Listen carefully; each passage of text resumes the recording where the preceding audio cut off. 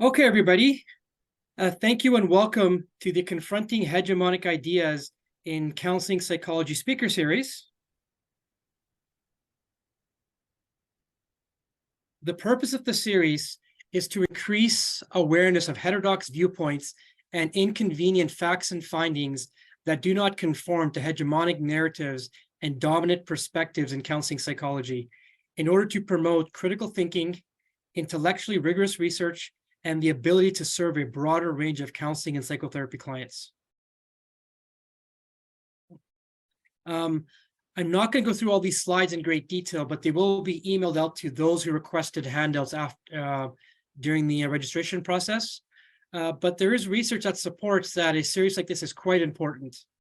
For example, there's some research by the Heterodox Academy, and they have their campus expression survey, which talks about how students are very reluctant to talk about these things. Now, the Counseling Psychology program, which is one of the sponsors of this series, supports the free exchange of ideas and respectful open debate consistent with the Canadian Code of Ethics for Psychologists and the Code of Ethics of the Canadian Counseling and Psychotherapy Association. The ideas expressed by the speakers are their own, and no endorsement by the Counseling Psychology program of their views is offered or implied.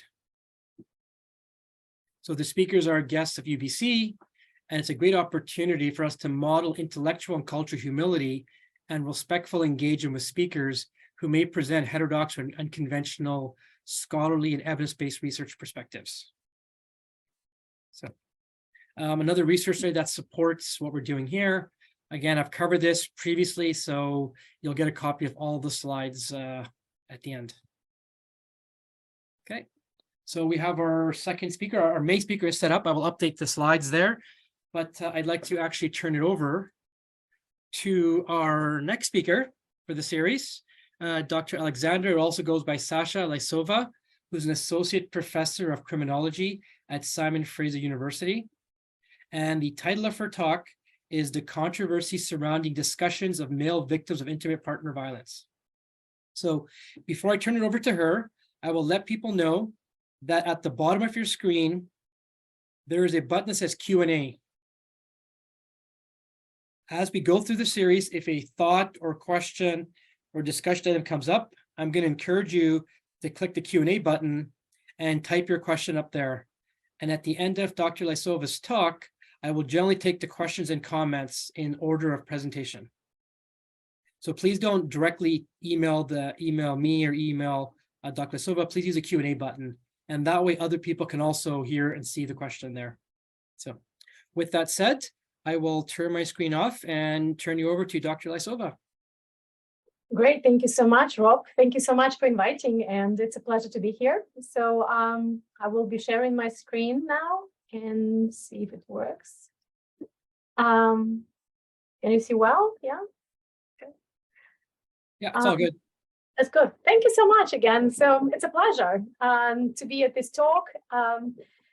So my talk is on the controversy surrounding discussions of male victims. I am aware that there was another talk, I think last year, I attended it by my colleague from the United Kingdom, Elizabeth Bates. My talk will be different from what she presented on, and I'm glad that we can discuss this controversial topic here in this series, psychologist series, speaker series today.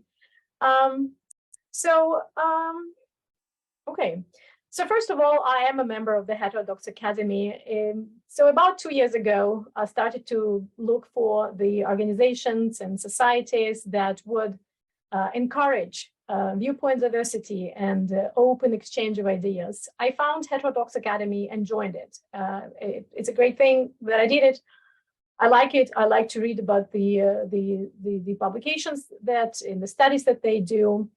And what I also would like to point out to those who are in Canada, that there is a Society for Academic Freedom and Scholarship that also supports academic freedom and viewpoint diversity. So in my topic that I'm working on, there's a lot of controversy, and controversy is marked by the expression of opposing views, not always accepted views, views that are not always easy for people to digest. So in some of the recent Heterodox Academy blogs, I found a paper that I found interesting. Megan Longsinger wrote is DEI, stands for diversity, inclusion, and equity inclusion, good enough? And I like this blog, and one of the citations here I'd like to present: to support academic freedom is to support the full equitable participation of all students in conversation, collaboration, and yes, disagreement with one another and their instructors. The principles of academic freedom must be defended not irrespective of the diversity of identities or ideologies on campus, but because of this diversity. So I strongly believe in the mission of the university is to seek truth and share the knowledge. So intimate partner violence, this is the topic that I've been working for the past 20 years. And I started to examine IPV as well as domestic violence, family violence, with a focus on women and children as victims back in Russia, where I was born and grew up. And at that time, I would say it was not, about 20 years ago, it was not really a controversial topic of research. I think it's becoming one now. Recently on one of these propaganda programs on Russian TV, I've heard that they argue that the intimate partner violence discussion in the West is actually intends to kind of destroy the traditional family. So it's not like this in Russia. So that's interesting. Now it's actually becoming a very controversial topic, which I think will be more difficult to study. Intimate partner violence is a topic and an issue that has been studied and became a social problem issue in the past 50 years. And some of the victims and some of the aspects of this issue are more accepted, are more, I would say it's something that people do not doubt the importance of the issue. But some of the aspects and some of the questions are still difficult to discuss. So whenever we think about IPV or intimate partner violence or domestic violence, the perception studies show that the first thing that comes to mind is usually violence by men against women. And whenever the participants are exposed to or provided with the information that men also experience abuse, and according to some studies, at the same rate or similar rates, the participants still think, or the general public still believe, that it's women who experience violence differently. It's more serious for women. And when it comes to men, then just don't worry, boys are supposed to like this, which may refer to sexual abuse or psychological aggression or physical violence. In order to illustrate this point, I'd like to show this very brief video to you, which is just about 2 minutes.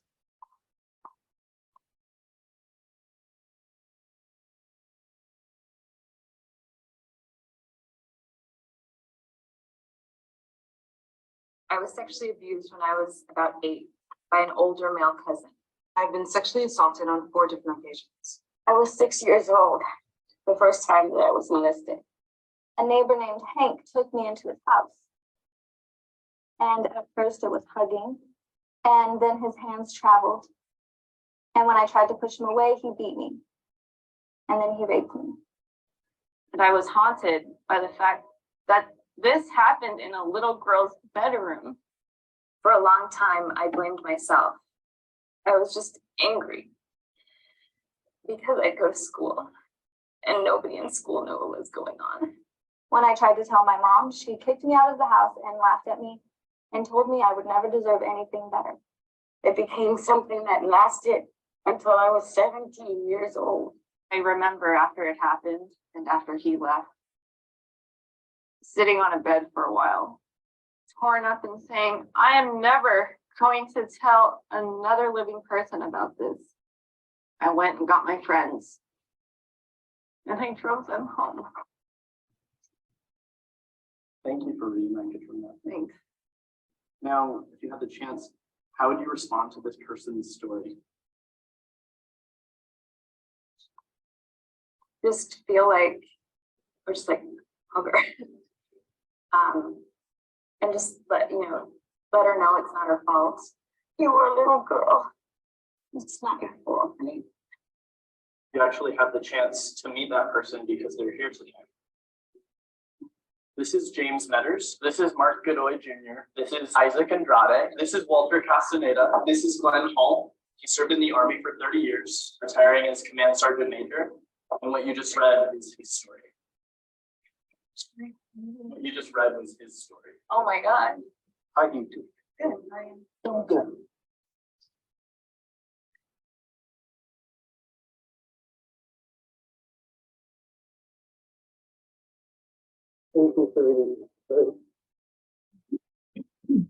So I just showed this video to illustrate how deep some kind of perceptions about what the true victim of abuse is. And this I will be using this information to explain why this is a controversial topic and it's so difficult to discuss male victims of abuse. So in my research, I'm focusing on some of these questions that I show here. We're looking at the prevalence of male victims, how many of them. I'm focusing on Canada, and my colleagues are also looking at the male victimization in the United States, United Kingdom, Australia, New Zealand, and some other countries. We're looking at the consequences of abuse for men, the relationship of abused men with their children, how to prevent intimate partner homicide, and what about male victims of intimate partner homicide. We'll also look at the representation of male victims in the media, and if this response is biased. So in this talk, I'd like to focus on two areas. One is why controversial. It's just because of this speaker series focusing on heterodox ideas. So controversy is in the center of this discussion, and also we'll discuss the myths and the reality in the area of male victimization.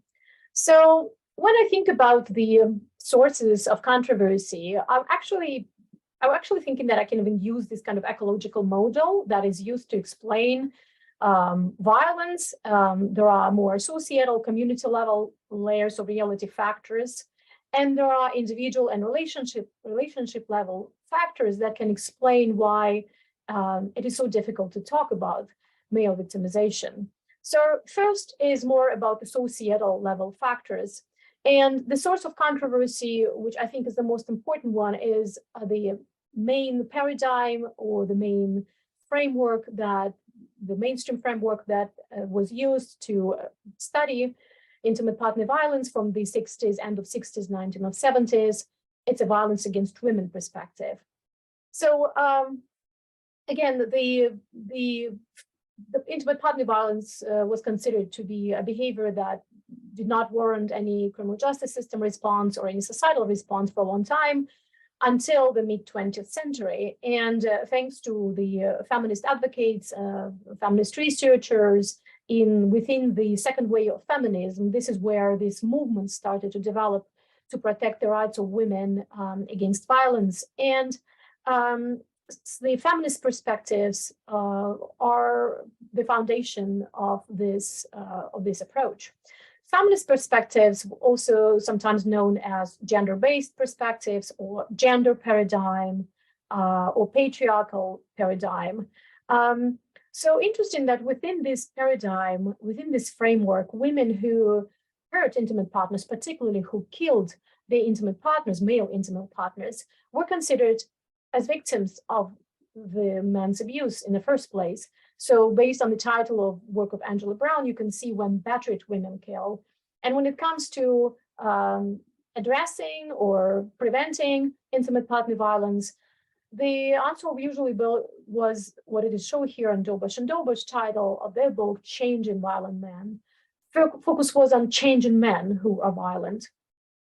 Why is it so difficult still to really discuss male victimization even today? Some argue that it's, in fact, there's a clash of paradigms which really cannot be mediated, resolved, or settled. So Zeev Winstick from University of Haifa wrote this paper and argued that there is a paradigmatic cleavage on gender and intimate partner violence. So he discussed two major approaches or perspectives on looking at intimate partner violence. So one is feminist perspectives, and on the other hand are family violence perspectives. So feminist perspectives focusing on gender, even though they consider all the different other factors, but the gender in the focus of the analysis, while family violence scholars acknowledge gender as just one of many variables. Again, feminist scholars looking more on gender asymmetry, differences between men and women in perpetration and victimization rates, while family violence researchers focus more on gender symmetry, so some similarities in the rates of perpetration, in the experiences of victimization, motivations for abuse. Again, intimate partner violence is even defined differently in this feminist approach. It is more focused on reasons and outcomes of violence, with the tendency to use agency data and police statistics. While within the family violence area, it's more focused on violent acts per se. And again, within the feminist perspective, patriarchy, dominance, control are often the main term that used to explain violence against women. While in the family violence perspective, the focus is more on tactics used by both partners. So interesting that Winstek was kind of pessimistic about the way to resolve the clash between these two paradigms. And this is where I cite him: true and false are limited to a specific paradigm.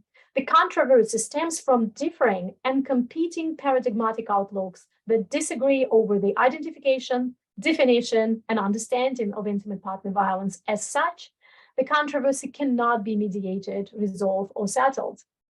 Quite a pessimistic view.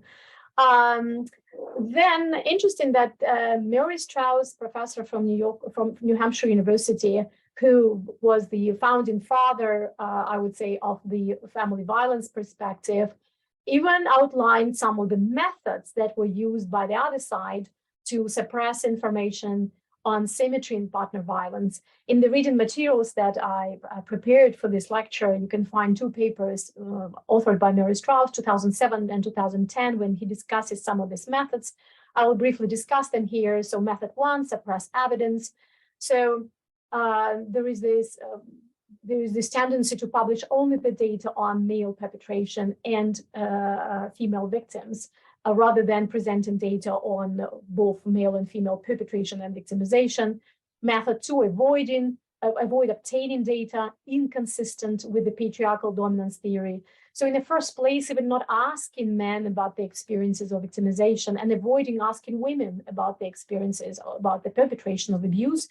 I found it interesting. I did my internship at the World Health Organization in Geneva in Switzerland, and I asked some of the people who conduct this world surveys on violence against women and intimate partner violence. And I asked them, why do not they ask questions about victimization also to male partners? So the response was mainly financial concerns, but I also realized that the question of mainstream perspective or ideology is also an important one. Method three, cite only studies that show male perpetration. So even when the data is available, just to show selectively the data that confirms the theory. Method four, conclude that results support feminist beliefs when they do not. This is interesting. I found it myself in the report Statistics Canada, a reputable organization, and they published a report on family violence in Canada, 2014. And in their report, the abstract, the summary, and also the text of the report said that men and women in Canada experienced victimization from intimate partner violence in a similar rate. When you look at the tables at the end of the report, you can see that the difference is significant, and men are much more likely to experience a victimization than women do. So I actually contacted Statistics Canada with this question, and they published the correction, but it was only after several years that the data was available. And I'm aware of one case when the publication was rejected based on the abstract information and not what it was in the table. So interesting that some of these methods, unfortunately, may be still used. Method five, create evidence by citation. So this means that when the study is cited over and over again, but there is no indeed evidence for what this paper claims. So Mary Strauss gives example of the conflict tactic scales, that's CTS, that's a measure he developed to study intimate partner violence. So some of the studies argue that it's not an adequate measure for intimate partner violence, but it never actually provided evidence, but was cited over and over, becoming the evidence itself. Method 6, abstract and publication of articles and abstract funding research that might contradict the idea that male dominance is the cause of intimate partner violence. Unfortunately, it happens from time to time. And method 4, harass, threaten, and penalize researchers who produce evidence that contradict feminist beliefs. Again, unfortunately, it's been true at the time when Murray Strauss wrote this. He gives example of his colleagues who were treated this way.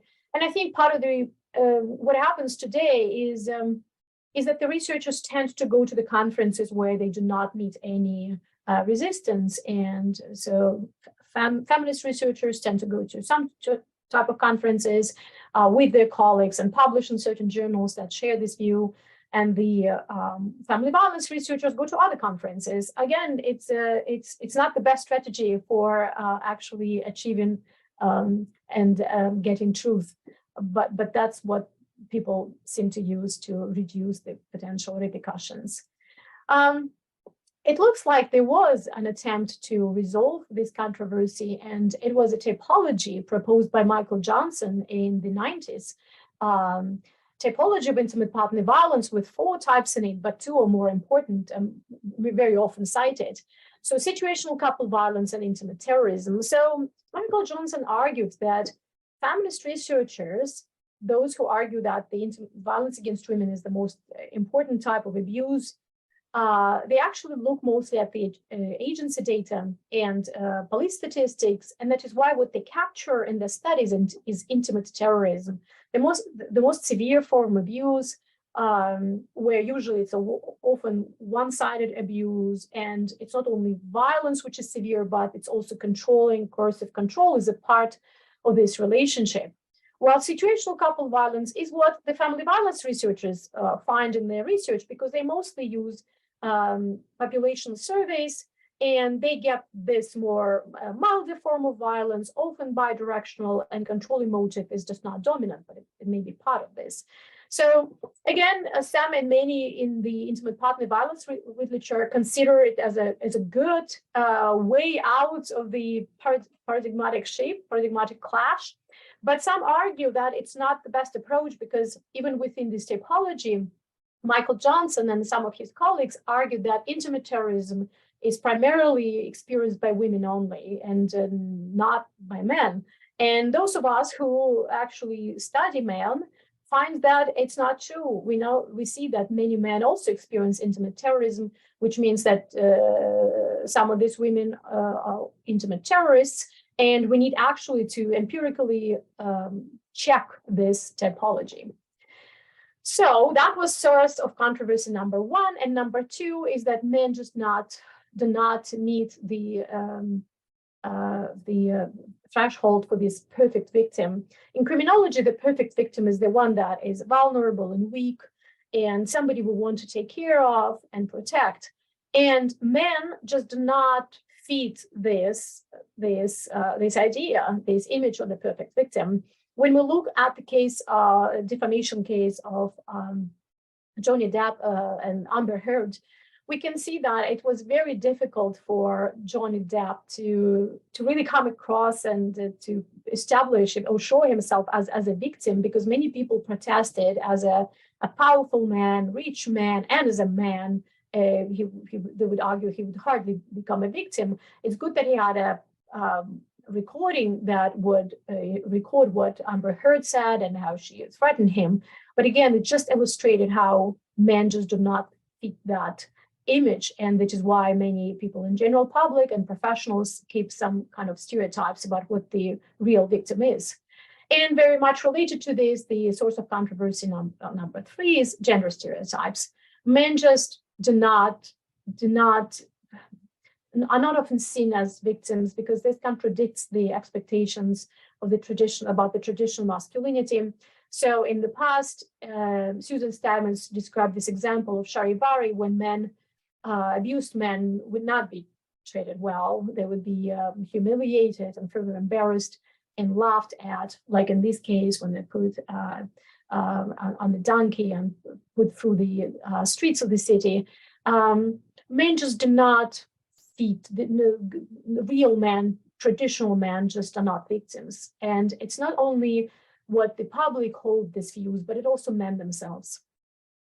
So and now I would like to move on to the myths and the facts about male victims of intimate partner violence, where I will draw on the results of my work and the work of my colleagues. The first myth that many people hold today, which makes this issue of male victimization a controversial topic, is that intimate partner violence only or mostly affect women. So why do you talk about men? And I've heard this question myself. Why do you even try to divert attention from women who are actually victims of abuse and deserve to be helped? Why do you talk about men? So in fact, there is a large proportion of victims who are men. It is very important to acknowledge that women are indeed more likely to become victims of the most severe forms of abuse and injuries, and also victims of intimate partner homicide. But it doesn't mean, in fact, the men and women become victims of abuse, and it's very important to understand. So we introduce and bring more complexity into dismantling this myth. So let's look at the statistics. So this confusion over who is more likely to be victims of abuse most likely come from these very different sources of information, official data that is available in many countries in the West right now, official police data, and official self-reported victimization surveys. So if we look at Canadian data, so in Canada, we have Uniform Crime Reporting Survey and the Homicide Survey. This is a very important source of data on crimes related to intimate partner violence. However, there is one very serious limitation. Only those crimes that come to the attention of the police become reported into the statistics. So if you look at the tip of the iceberg, this is what we see in that statistics. And the rest is just underwater. And according to the Canadian General Social Survey on victimization, 80% of men and women who reported that they were victims of abuse actually never reported this abuse to the police, or police never learned about it. So it's not represented in the police data. So this is a really serious issue. We need to always remember when we look at the official police data that we look just at that tip of the iceberg. When it comes to Canadian General Social Survey on victimization, which is conducted in Canada every 5 years, starting in 1999, and the last one conducted in 2019. So this is also a very important source of data. And it tends to provide this information, which is just on this iceberg underwater. The limitation of this source of data, it doesn't really capture this most serious incidents of violence. So what is important to do is to use both sources of data in order to really represent the complexity of what is happening. And again, if you remember this controversy, this kind of contradiction in data that supports patriarchal or feminist researchers and family violence researchers comes very often from the source of the data. So let's look at the statistics. This is the police data, and this is in the victims of police reported statistics comparing intimate partner violence and non-intimate partner violence crimes in 2018 alone. So you can see that, I'm not sure why I don't see the numbers here, but you can see that in 2000, outside of intimate partner relationship, majority of victims are men. And this is quite consistent with the crime statistics in other countries. When it comes to the inside intimate partner violence relationship, we see that it's around 21% of men who are victims of abuse. And I will see if I can see the number on my printed slides here. No, I cannot see that. So it's around 21% of men who are victims of intimate partner violence. So yes, those who use these statistics, they clearly see that around 78, 79% of 80% of victims are actually women. So the attention is paid to women. However, when we look at the General Social Survey and victimization, this is what we see. You see, first of all, 5 periods of time when the survey was conducted. And you can see that, first of all, violence declines, which is great. you can see much more similar rates in victimization between men and women than in the police data. I'm not sure why I cannot see those numbers there for men, but you can see that the difference was statistically significant between men and women in 1999 and 2004. And then the rates were very similar for men and women in 2009. And then the rates were higher, with 4.2 for men here and 3.5% for women in 2014. This is where Statistics Canada indicated that the rates were similar, but they're not. Men are more likely to experience abuse in Canada. And then in 2019, it's reversed. We don't know why. We're looking into this. However, we have to remember that at this year, Statistics Canada, for the first time, experimented with a new mode of collection of data. It was online collection, while before, in all 4 points before, it was telephone interviews. So it probably could have some effect. We need to check that. So when we look at the violence only in current relationship, victimization from violence in current relationship versus former relationship, what we see here is that men are likely to use, more likely than women, to experience violence in current relationship. This is really interesting. It means that at the time when the men were interviewed by Statistics Canada, they were actually in the abusive relationship at the time. And while we look at the violence in former relationship for men and women, we see that it's women who are more likely to experience abuse in the former relationship. So this is really interesting, may suggest something about the prevention for victimization of men who are likely to stay longer in abusive relationship. So myth number 2, women are not capable or strong enough to hurt a man. So this is interesting. There is this idea that women just gentle sex, just not strong enough. But what is important to understand here is that the dynamics of violence between men and women is very different if it's in an intimate relationship or it's in a stranger relationship. And there are interesting papers that look into this. By the way, the paper by Zape Winstick and Mary Strauss looked into this, and they compared the differences in behavior of women. Women are very seriously staying away from the conflict with stranger men, while in the intimate relationship, the dynamic is different. So if you look at the facts, what we find is that, in fact, in majority of the violent relationship, violence is bi-directional, and female perpetrator only physical IPV is at a similar level or even higher in some cases with male perpetrator only physical violence. So I'll show you right now the meta-analysis provided by Jennifer Lawrenson-Rolling and her colleagues in 2012. This is, to my understanding, is the most comprehensive systematic analysis of the literature that looked into the bidirectionality of abuse in the relationship. You can see that in 58% of cases of violent couples, violence was bidirectional. Bidirectional doesn't mean mutual. It's not necessarily it happens in the same situation, but at some point in time, both men and women use violence. And then, this is really interesting, female perpetrator only was found in 28% of violent relationships, and then 14% were only for male perpetrator violence. So this clearly challenges some of the stereotypes and myths we have about the role of women in violence in the relationship. If we look further into the bidirectionality of violence, we need to understand that bidirectionality itself is a very complex phenomenon, not really well studied yet. But what we know from the typology of intimate partner violence developed by Michael Johnson, we have at least this type of violence of kind of low-level violence when both partners actually fighting in the situation and it's likely to be mutual. So it's situational couple violence. There is violence when both partners are severely violent and also both controlling. So it's mutual violent control, much less prevalent type of violence. But this, what I find in my studies, this is very, very dangerous type of abuse that can actually lead to intimate partner homicide of one of the partners. And then when one partner violent and the other actually perpetrates violence in self-defense, for resistance, or as a retaliation. And that will be intimate terrorism or violent resistance. So bidirectionality is very complex.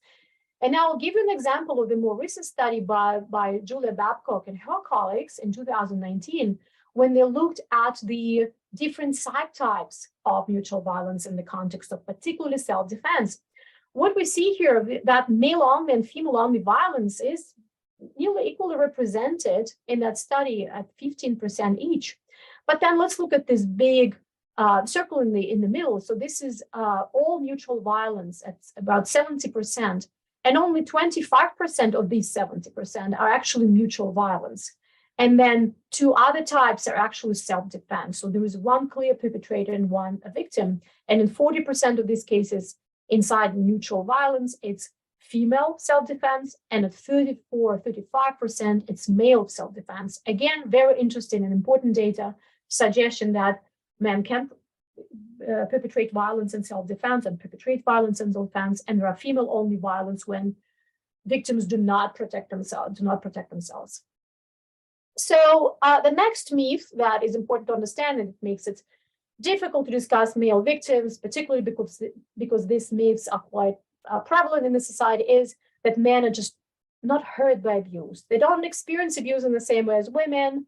It's not serious for them. The consequence is not that serious. I use this image used by Elizabeth Bates. I really like this image of the man. And this is when I talk to men here in Canada, this is what I hear, similar feelings about feeling empty, void, hopeless. So severe consequences of abuse for men. So this is myth because there are many facts. There are many studies right now showing that men experience violence quite severely. There is a growing research area on suicides, a connection between suicide and parental alienation and other types of violence that men experience. So when we look at the data of General Social Survey victimization data in Canada from 2014, we can see that very much consistent with the previous studies, women are much more likely to experience injuries in relationship. But look at that, 12% of men in GSS in Canada reported that they also were injured, which translates to about 30,000 men in Canada in 2014. And then look at fear, and this is a short-term emotional response to abuse, while the majority of those experienced it were women, then 5.2% were men. And again, we know this is very consistent with the previous literature that women are more likely to experience fear than men. But then look at the long-term consequences of abuse, and Statistics Canada for the first time in 2014 actually introduced this post-traumatic stress disorder scale. And when we look at some separate items, we see that there is no statistical significant difference between the experiences of men and women, which suggests that the men may experience some long-term consequences of abuse that at this point may not even be captured in the studies and the surveys that we conduct. So we really need to think about gender-specific items and questions that we can ask about experiences of abuse for men. Myth 4, if men were in date abuse, they would seek help or leave. And this is particularly worrisome myth. I've heard this several times when the people use this. So why is this kind of problematic? Because this is something similar to how female victims were treated about 50, 40 years ago, when they were asked why don't they leave, and if they don't leave, they presumably like it, or the abuse is not severe enough. So it's problematic and troubling to hear the similar type of logic towards men right now. If they don't leave, probably it's not serious enough. So what we find is that, in fact, there are many barriers to help seeking and nowhere to go. So when you look at the formal supports used by victims of self-reported spousal violence in Canada, you can see that indeed women, which is the light blue bars here, women are much more likely to seek help, both formal help and informal help with friends and family, and formal help with the counselor, social worker, police, victim service, and so on. Men are much less likely, they hardly presented here as the one who seek for help. So when my colleagues and I did study on male victims in 4 English-speaking countries, we actually asked men about the barriers to their help seeking, or stop them, why didn't they seek help? And we identified 2 types of barriers, internal barriers and external barriers. And internal barriers, one of the most important one was that the man wouldn't acknowledge what happened with them as abuse. They wouldn't use the term abuse or violence. They would try to normalize what happened to them. They would try to use excuses, trying to explain the behavior of the abuser as something that comes from their past or related to their substance use or mental health issues. They wouldn't see themselves victims. They wouldn't use this term as well. So, and then we hear men saying, I've been living for 10, 12 years in this relationship. Why didn't I call it early? Why didn't I acknowledge that what happened to me was abuse? So we call it blind to the abuse. This is one of the, we find major internal barriers to help seeking, which is important to address if we want to reach more men or to encourage men to seek help earlier. Maintaining relationship and male roles are very important barriers as well. So men strongly believe in their responsibility for the family, to take care of their family and their children, desire or to fix the relationship or being a real man. And of course, embarrassment and shame plays a very important role. They don't want to reveal these experiences to anyone. External barriers are also very serious one because men are actually feared to seek any help. They think the system works against them.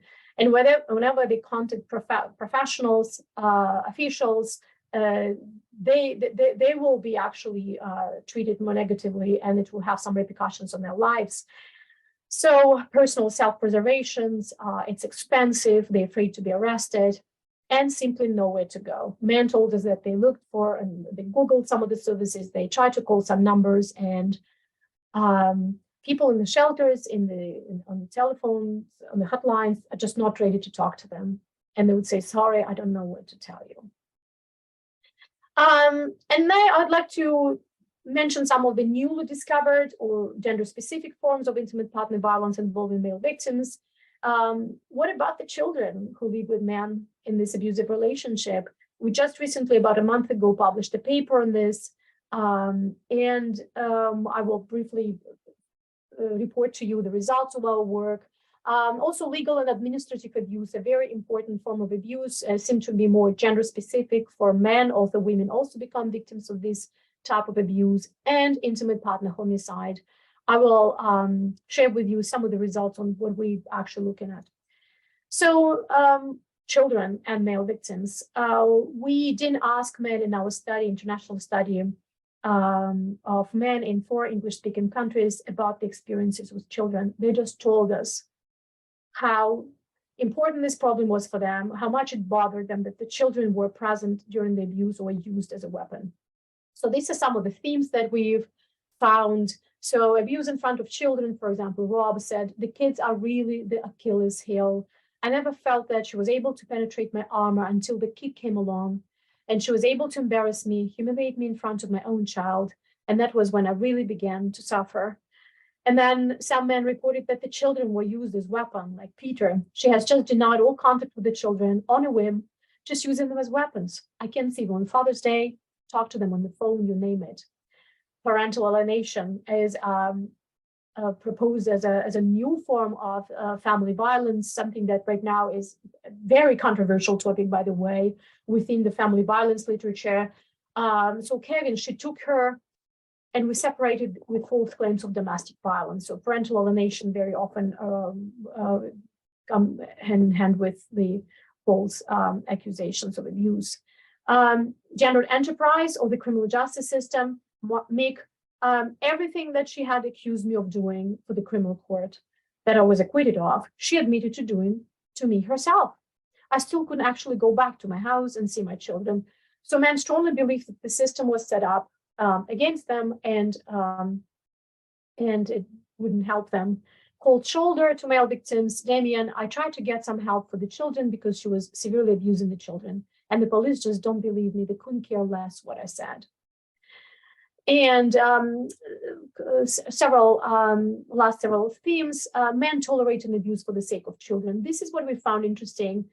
Maybe this is the reason that men stay in the relationship longer for their children. Like Martin, basically I just kept it within the family unit. I did what I thought would be best to try to solve it, to work hard. I wanted to protect the children. Lack of services, something that I've mentioned, nowhere to turn, particularly with children.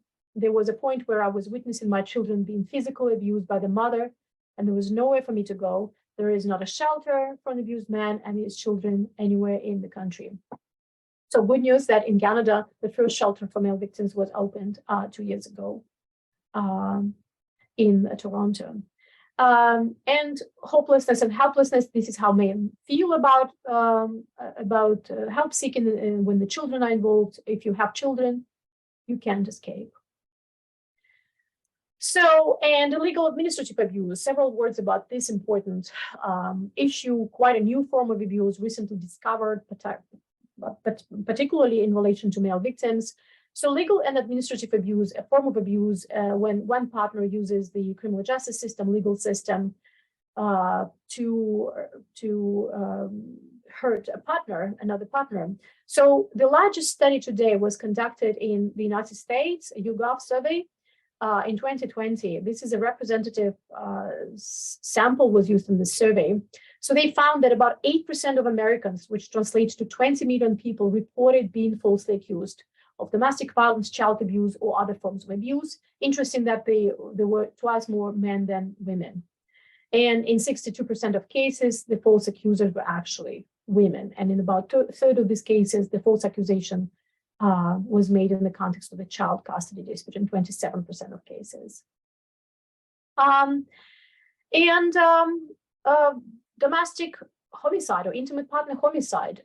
This is quite controversial issue to discuss. Why? Because there are so many more victims, women victims, who were killed in the intimate relationship. If you look at the total homicide, and this is the image from the Global Study on Homicide 2018, so you see that it's a world statistics. So total homicide, men are much more likely to be killed than women in general. 80%, over 80% of all victims of homicide are men. When, however, it comes to the intimate partner violence or family-related homicide, about a third victims are men. And when it comes only to intimate partner homicide, so the homicide between the partners, about 18% in the world and 21% in Canada are men. So the question is, what about this 18% in the world and 21% of men in Canada who are killed in the intimate relationship? Who are they? What happened to them? And how we can prevent these homicides? It's very difficult question to ask and difficult to get funding for this type of research, as I realized in the couple of past years when I tried to reach grants for that, because the idea is that there are so many more women are killed. So why do we kind of care about men? We should care about the men, because it's not only because they're human beings who are killed in the relationship and there is a secondary victimization. There are other people who are affected by this, but also because the dynamic of violence is very complex in the intimate relationship, and it's very difficult to just clearly separate victim from the perpetrator. So it's very important to look into both victims here, realizing, of course, and acknowledging that women are much more likely to become victims of abuse, of intimate partner homicide, and it should be a priority of addressing their needs. So when we looked at the analysis of the media of all cases in Canada in the past 20 years, we don't have really good statistics on contextual circumstances of deaths in the intimate partner relationship. So we rely on media with all these disadvantages of doing this. But what we find preliminary is that at least there are 3 types of men who are killed in the relationship. One of the types of these victims are victim precipitation. So women actually kill these men to protect themselves. And this is probably the first idea that comes to mind when we talk about male men who were killed in the intimate relationship. They were killed because women protected themselves. However, when we look at the data in Canada, according to the homicide survey, it's only about 32%. So it's about a third of the cases of these homicides when male victims were actually the first to use force. So we can imagine that probably victim precipitation was there. And also in our cases, media cases, it's also the category is not the most prevalent one. Then we see many cases when men were actually victims of mutual intimate partner violence that escalated to homicide. There are many situational factors, stress, substance use, personality characteristics that explain why homicide happened. And again, it looks like we actually can try to prevent these homicides if we look into these cases of abuse, and then victims of female intimate terrorism, some men actually are killed by the intimate terrorists. And one example of a couple in Australia shows particularly this example when the man was systematically abused by his wife, physically as well, psychologically. And when he even came with the bruises on his face to work, people didn't really ask him about what happened. They were embarrassed to ask. They really didn't know how to approach him with this issue. So they preferred not to even bother him with this. And they've noticed that his behavior changed. He became more detached from other people. And once actually in the bar, outside of the bar, his wife screamed at him saying, "I will kill you, I will kill you." And there was a police officer nearby who just didn't really take it seriously at all. And she killed him that night. So there are many ways then we can prevent these homicides, but male victims are not treated really seriously. There's no, that's the same standard of caution and attention that we have in relation to female victims of abuse. So, and finally, at the end of my presentation, I really would like to say, so why is it important to keep talking about male victims, discussing these issues, developing the means to prevent violence against men as well?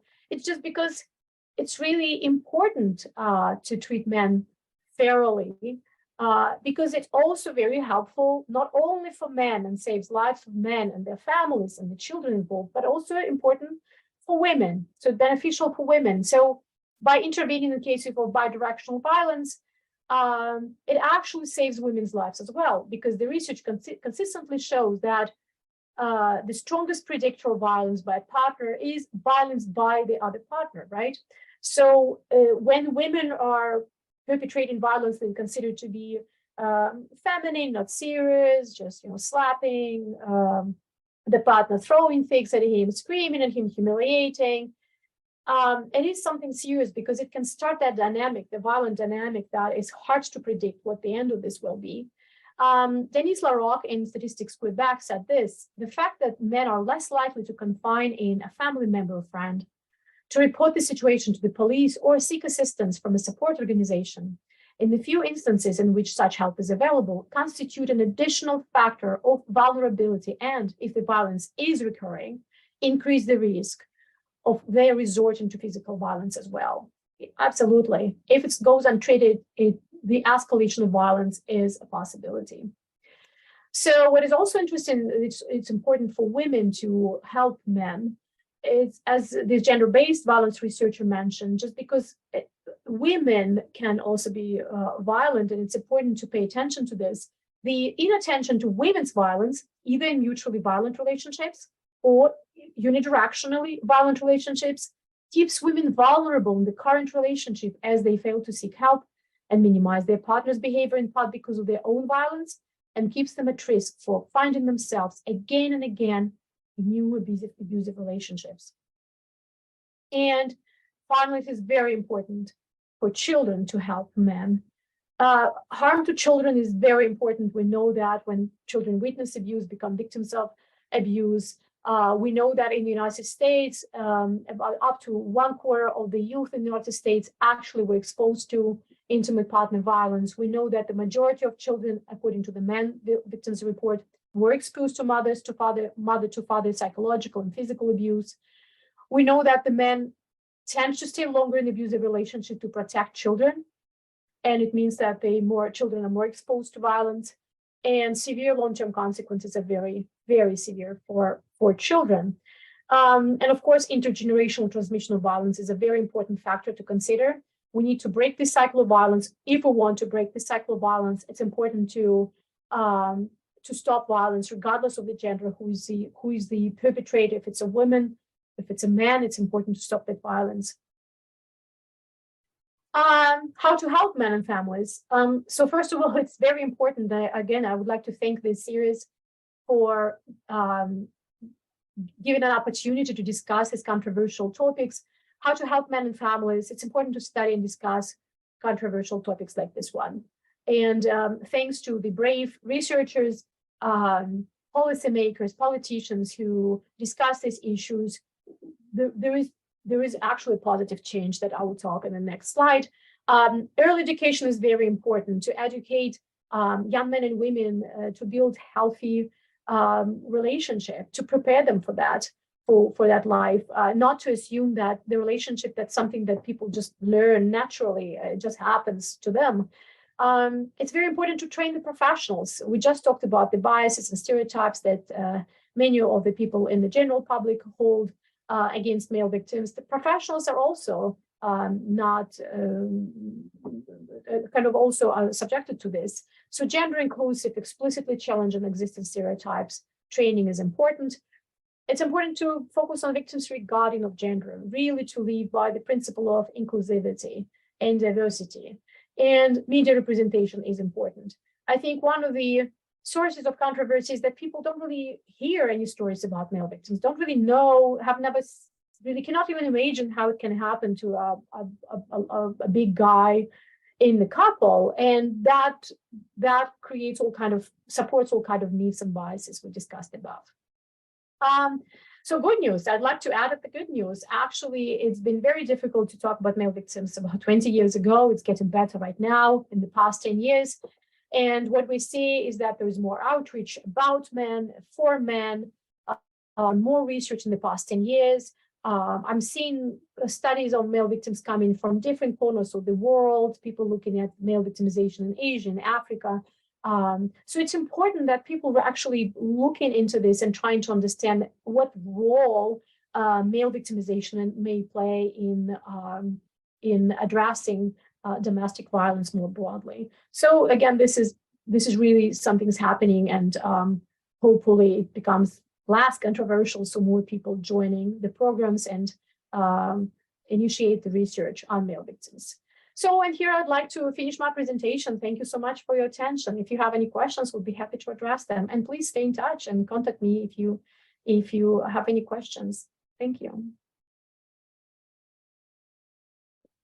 All right. Thank you, Dr. Lysova. I see a few people have already typed in questions, but just to give the rest of the audience an opportunity, I will ask the first two questions and I'll turn it over to the audience. Just as a reminder, at the bottom of your screen, there's a button that says Q&A. And so please click on that button and type up your question. And after I ask my two questions, I will read the questions out to Dr. Lysova. Okay, so my first question, Dr. Lysova, is what got you interested in studying this topic? I mean, I'm sure there's a long journey, but I'm sure the audience is curious to know what was like maybe the one or two turning points or the one or two things that actually resulted in you studying this topic. Well, thank you for this question. I was trained as a psychologist in Russia. It's my first education at the university. And I was very interested in family psychology and family conflicts. And then I had a chance and opportunity to attend Albert Ellis Institute at New York City and got training there with rational emotive, REBT, rational emotive behavioral therapy of Albert Ellis. And actually every Friday, Albert Ellis had these people come into the stage, and for $5, people would present the problem and Albert Ellis would just solve for them. So many people present an issue of domestic violence. And what interesting is that I heard these stories, and it keeps me thinking that there are so many men who just reporting victimization in the relationship and that they've been abused in the relationship. So I think it's just simply seeing the reality. It's there. And I come from Russia. In Russia, the average longevity for men was 14 years at some point. The differences between men and women. So the average expected longevity for men in 1994 was 59 years. And for women, it was around 70. So it got me thinking, what about men? What happens to them? So we have in Russia, it's a mandatory army, conscription. So the men were treated very differently in Russia. So I think that coming from that background kind of put me to think that, what about men? Why do they die so early? What do they experience in the relationship? And of course, there's images of women who, in Russia, it's more likely women who keep the funds in the family and decide on the major spendings. And it's just the power dynamic is very different in Russia as well. So yes, I think I was very much prepared to look at men and not to hold the view that just women are victims. Great, wonderful, thank you. And so my second question, I guess, pertains to any kind of pushback you've gotten, because I can speak for myself. I don't even research this topic, but on one of the listservs that I'm on, I believe I shared some of your research and some of Dr. Bates' research in response to someone's question, and I got a lot of negative emails, and I go, it's not even my research. It was really just sharing research that answered a question. It just answered the question in a way that people did not want to hear. And so that was my experience of pushback on this topic.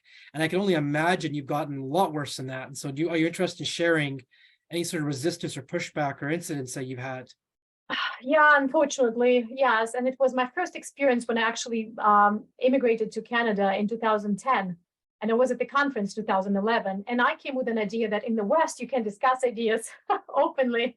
I was at the conference when as it turned out later, it was more more feminist-based conference. And at the time, I really didn't accept this.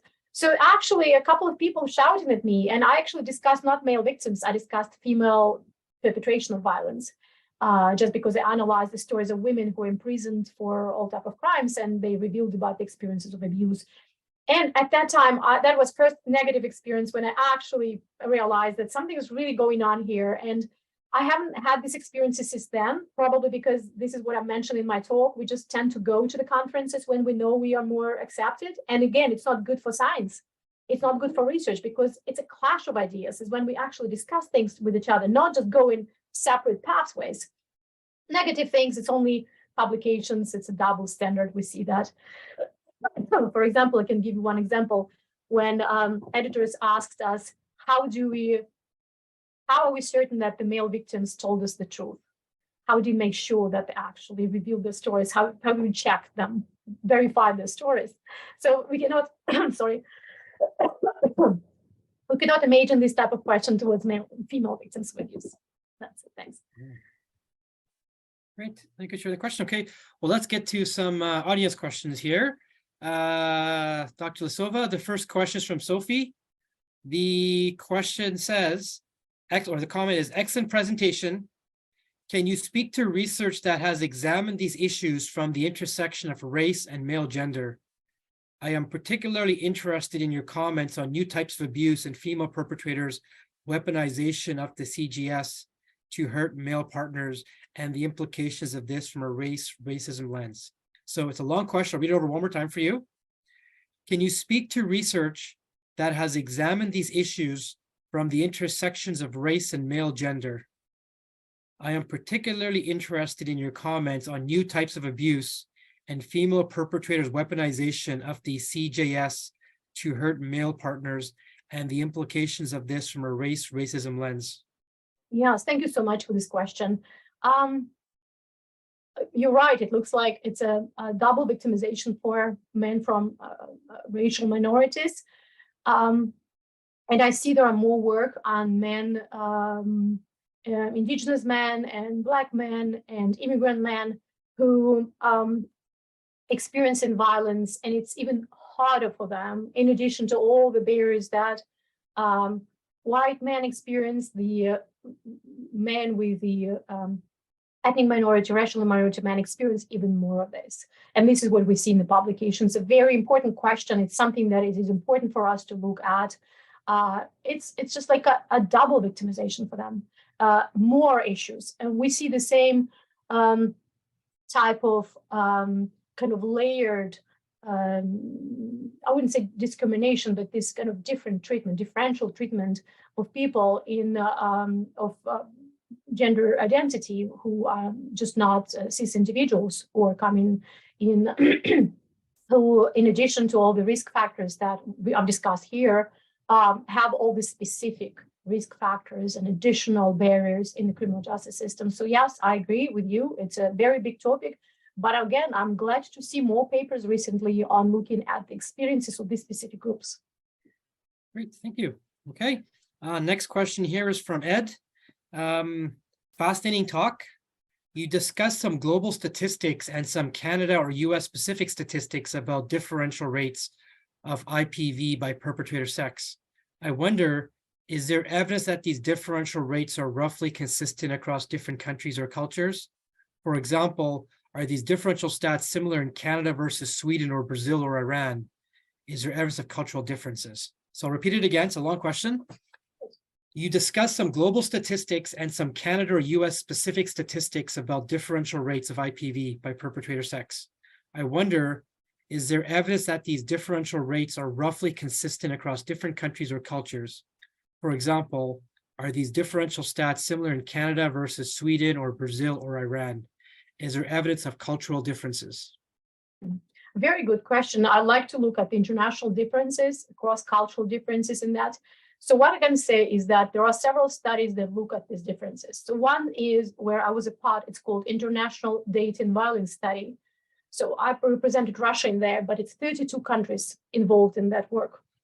And if you look at these papers are published broadly, you can find that. You can see each country with the rate for male and female perpetration of violence and victimization of violence.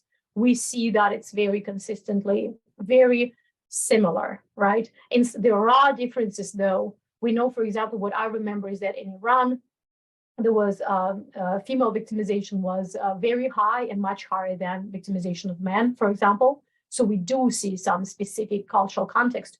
Now I'm analyzing statistics on Russia, and I'm looking at the prevalence of male and female victimization in Russia in the past 20 years. And what I see, again, it's very consistent with the countries in Western Europe, with the rate at 21, 25. This is the rate of male and female victimization. Another work of Sarah Desmarais, who looked at again, but it was all the literature she reviewed between 2000 and 2010. And they found very similar rates between men and women. When we come to specific countries like Brazil, we need to look into this. But overall in the world, it's more gender symmetry than gender asymmetry in victimization, in the rates of victimization. But we need to be careful. The recent studies show that it's not enough just to look at the rate of victimization, simply those who answer to our scale, and at least one answer, yes, we consider them victims of intimate partner violence. When it comes to the frequency of abuse or injuries from the abuse, then these numbers may be quite different. But towards your question, yes, so it's very similar in many countries. Great, okay. Next question, let's see here. Can just answer that one, was answered. Great. So this is from Ivan. How did the Canadian General Social Survey on Victimization determine that 80% of victims of abuse don't report their case? Oh, yes, it's because there is a question on General Social Survey and victimization. Have you ever reported abuse to the police? And 80%, more men than women, though, said that we never reported this to police, or police never knew about our case.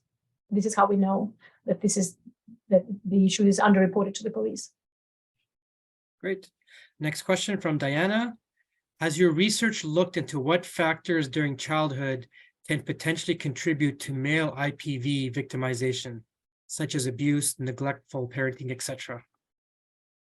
Oh, yes, we looked into this, and I'm still waiting for the paper that would be published just these days somewhere on poly-victimization of male victims. We actually looked into the male victims who actually were poly victims. So they're not all victims only of female partners, but they were also victims in the past. And what we find is that child abuse is the most significant risk factor for the victimization of violence and also for the perpetration of violence in the adulthood. And when we looked at some other different type of victimization, like stranger victimization, physical violence against men when they were after the age of 15, we looked at if they were ever victims of property crimes, of cyber crime. So we looked at very different types of victimization, and we found that, of course, cumulatively, those men who experienced this different type of victimization in their life were more likely to become victims of abuse in the intimate partner relationship.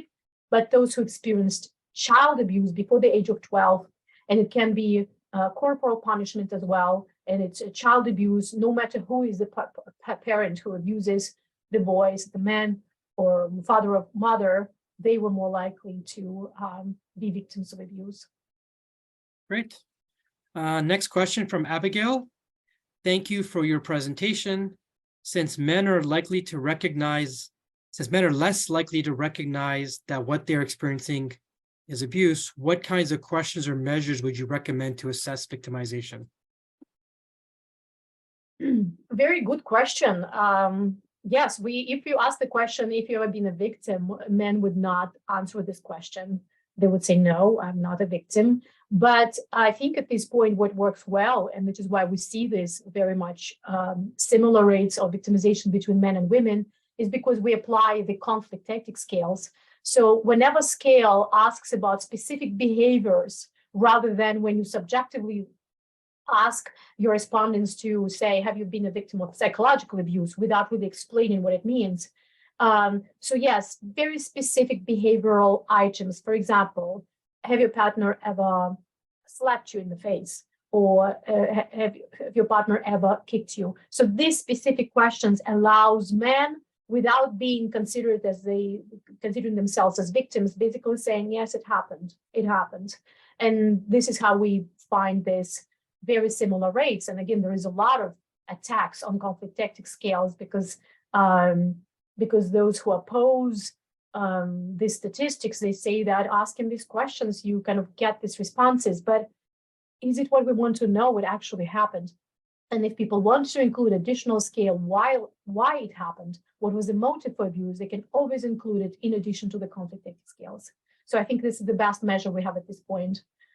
We could do more, by the way. That's something that I agree with you. We could do more. It's just simple things kicked, pushed, and then we have psychological scale. We should think more about what men specifically experience, and something we do not ask at this point.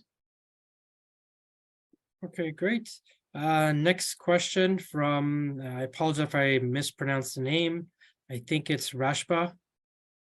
This person says, do you think that hegemonic masculinity has a lot to do with the disbelief of males as victims? Yes, I do. I think it plays an important role. Considering men through the lenses of hegemonic masculinity, it hurts men themselves as well. Keeping them away from seeking help, believing in this image of this, strong masculinity. And at the same time, yes, it creates these ideas of the macho man or strong man who just, how can they be victims of abuse? I think that is why it's important to understand there are many masculinities, not just one type of masculinity, but men are very diverse, and it's a very diverse group. And I think one of the sources of these stereotypes is that we tend to think about men as just one dominant group, but men are different. There are younger and older men. There are men who are immigrant and men who are disabled men, right? So we have so many groups, and these men experience victimization differently, and that should be considered. Great. Okay. Next question from Carol. Is there judicial training on male victimization and male complex trauma in Canada? Not to my knowledge, I don't think so. And that's a big issue. We just developed, just my colleague Denise Hines from the United States and we recently developed a training for the police in Ontario to try to educate them on these specifics of working with male victims and even presenting this alternative data.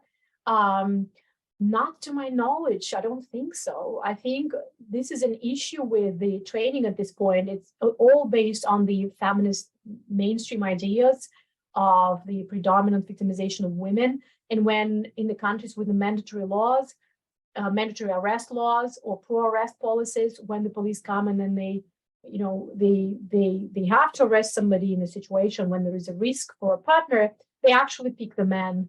It just, even because the guidelines are created that the partner who is stronger and larger, who is by definition is a man, and they trained to recognize violence against women, but not against men. This training is very needed, and I have never heard about this training. Okay, great. Thank you. Sorry, next question.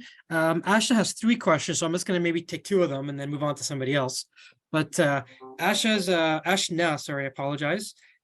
first question is, would data between immigrants and Canadian-born people differ in terms of reasons for staying quiet? That's her first question. How interesting. It's about staying quiet.